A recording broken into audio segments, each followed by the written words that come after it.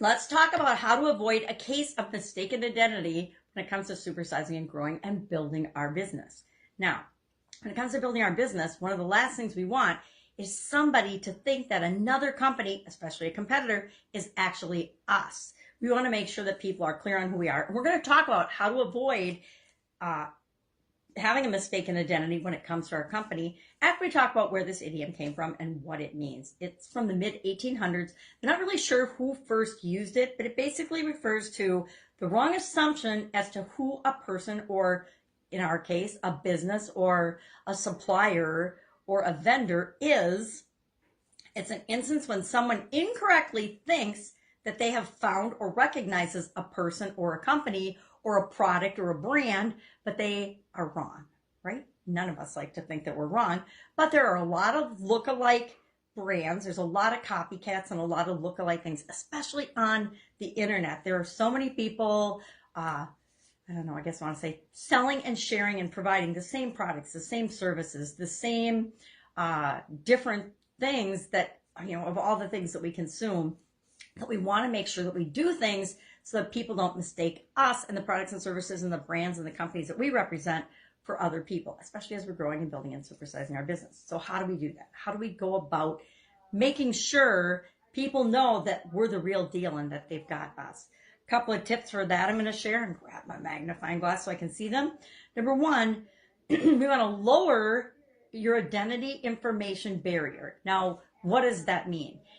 You might think you want to do just the opposite. You want to get some software that will protect you and protect your identity. Well, you can do that. But really what you want to do is make sure that you are everywhere, that you and your brand are listed and easy to find, so that, what did they say? Don't be easy to find, be easy to find well. Meaning, don't be easy to copy, but be easy for people to find you, the real deal, your business, your brand, your company.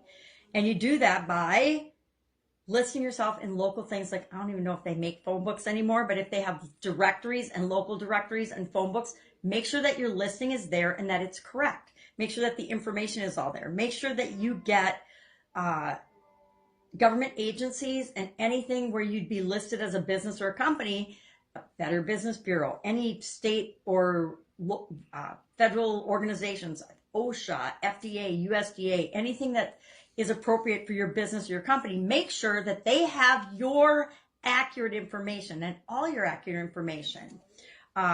Make sure that it's correct both in their online databases as well as their hard copy databases. Have a web presence. Now, people argue with me on this one, but I think it's critical in this day and age that all of us have a web presence. And my kids even fight me on this one because they are very anti-social media, and I'm, all over the place. But guess what? It's pretty hard to copy me because I'm all over the place. And I like video, and I do video every day because it's almost impossible to copy someone's everything if they're showing up every day. I think I've got well over 6,000 videos, live videos that I've done. Who's going to copy that? Who would want to? So be yourself, get out there, be seen, be visible, and you do the same thing with your brands and your products and services brands, right? Be listed high in search engines. If somebody searches my name, guess what? I'm that whole first page on Google. You should be too, or your brand should be. If somebody searches for your particular product or services, you want to be top of mind for people. But they have to have your accurate information. You want to be out there, but you want to be out there in a way that is correct and honest and authentic so that people can find you well, meaning find the real and accurate information on you. Almost everyone I know on social media has had their profile, either their profile picture or their profile information, me included, stolen and used by someone else. But if you've done a good job presenting your business, presenting yourself, and being out and active in the world and showing up consistently, people instantly know if someone is pretending to be you or not. Most of my close contacts, I think almost all of them, have been fake profile, fake invitations sent to me. And I always know it's not them. And I send them a direct message to their original profile and say, hey, you've been hacked. Look into this. And I have friends that do the same thing to me because they're like, yeah, there's no way Sharon said that or did that. And that's how you want to be known online and offline. You want people to know what to expect from you. You want them to know who you are. And if you do that, it's almost impossible for people to steal your identity. It doesn't mean they won't knock off your products and services and copy your copywritten material and try to sell it as their own, but people won't fall for it because they'll know that it's fake. And then the second thing, after all of those things, be unique and stand out. If you stand out and are unique and are just yourself, people can't copy that.